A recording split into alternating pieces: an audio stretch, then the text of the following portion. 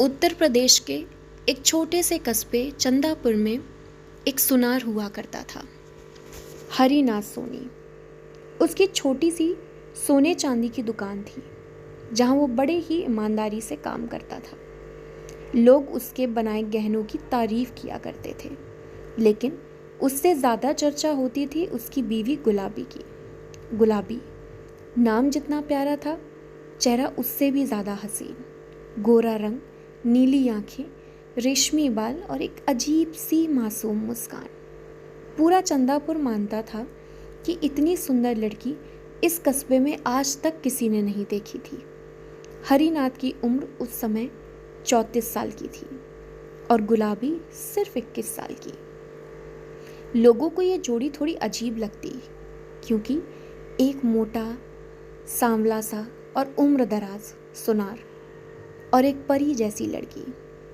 लेकिन दोनों की शादी को अब 4 साल हो गए थे। गांव में लोग पीठ पीछे बातें भी किया करते थे। अरे यार, गुलाबी तो किसी राजा की दुल्हन लगती है। इस सुनार ने कैसे फंसा लिया? कुछ तो गड़बड़ है। इतनी सुंदर लड़की ने इसे क्यों चुना होगा? हरिनाथ इन बातों को सुनता पर मुस्कुरा कर टाल देता। उसे अपनी बीवी पर नाज था।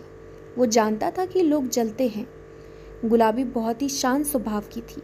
वे रोज़ सुबह मंदिर जाती, घर का काम करती, फिर दुकान पर हरिनाथ के लिए खाना लेकर आती।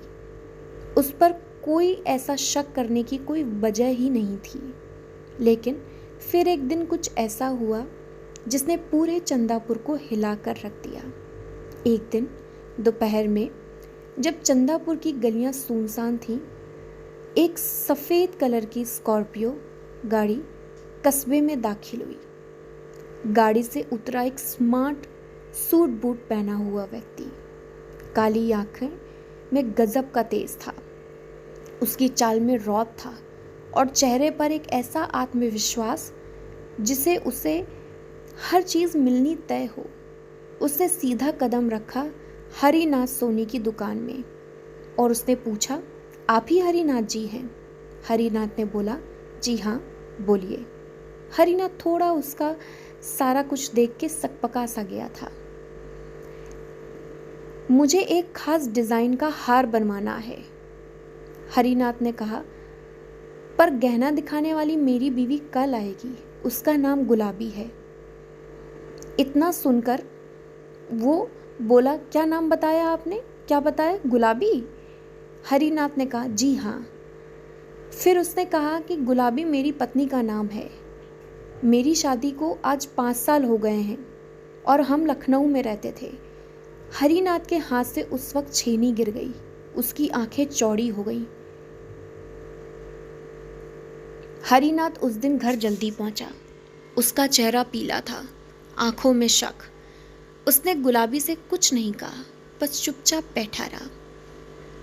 रात को उसने धीरे से गुलाबी से पूछा, गुलाबी, क्या तुम लखनऊ में रहती थी कभी? गुलाबी कुछ देर चुप रही, फिर बोली, हाँ, क्यों पूछ रहे हैं? कोई अमर सिंह नाम का आदमी आया था। वो कहता है कि तुम उसकी बीवी हो। गुलाबी के हाथ से पानी का गिलास गिर गया। उसका चेहरा स्याह पड़ गया।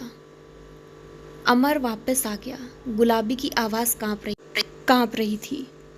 उस रात गुलाबी ने अपनी ज़िंदगी की किताब खोली। हरिनाथ जी, मैंने आपसे एक सच छुपाया था। मैं अमर की बीवी थी, लेकिन जब उसने मुझे एक औरत नहीं, एक चीज़ समझा, तब मैंने उसका घर उसी वक्त छोड़ दिया था। वो मुझे बहुत परेशान करता था। वो मुझे जोर ज़बरदस्ती, शक और ज़िल्लत की ज़िंदगी देता था। इसीलिए मैं उससे बचकर यहाँ भाग गई। आपने मुझे इज्जत दी, नाम दिया, प्यार दिया, तो मैंने आपको इसलिए कुछ भी नहीं बताया। पर मुझे ऐसा लगा था कि अमर सिंह मर चुका है, लेकिन अमर, वो तो मरा नहीं था। हरिनाथ की आंखें नम थी। तुमने जब मुझसे शादी की तो तलाक? मैंने कोर्ट में केस डाला था। तलाक की तारीख आ गई थी, लेकिन फिर पता चला कि अमर का एक्सीडेंट हो गया और सबको लगा कि वो मर गया। मैंने आगे बढ़ने की कोशिश की। हरिनाथ का दिल टूटा हुआ था, लेकिन वो जानता था कि गुलाबी कभी उससे झूठ नहीं बोलती थी और ना ही वो झूठी थी। उस रात हरिनाथ ने सिर्फ एक बात कही कि कोई बात नहीं, अगर तुमने नहीं बताया था तो कोई बात नहीं, लेकिन तुम्हें मुझे बताना चाहिए था। गुलाबी, अब जो भी फैसला होगा आप मुझे बता दीजिए, मैं तैयार हूँ।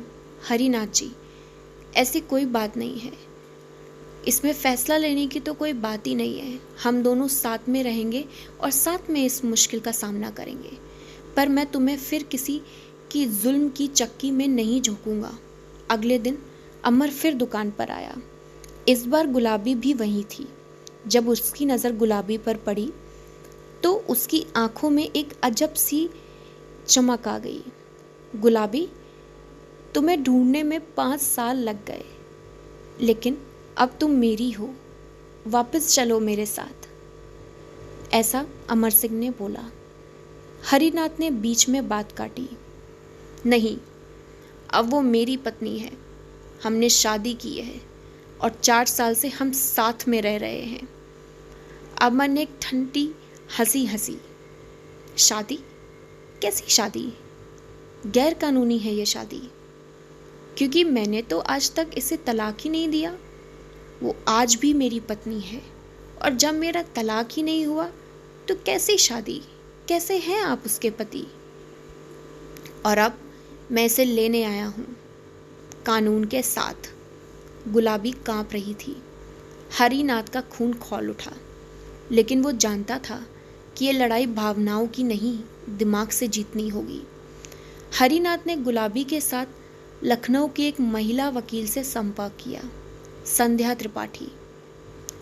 उन्होंने पूरा केस बताया। संध्या तेज थी, अनुभवी थी। संध्या ने कहा, ऐसा आप कह रहे हैं कि आपकी पत्नी को उसने बहुत परेशान किया है, मानसिक और शारीरिक प्रताड़ना दी है, पर हमारे पास इस बात का कोई सबूत नहीं है। हमें गवाह और सबूत चाहिए। गुलाबी ने पुराने मेडिकल रिपोर्ट्स, पुलिस स्टेशन की एफआईआर और पड़ोसियों के बयान इकट्ठे किए।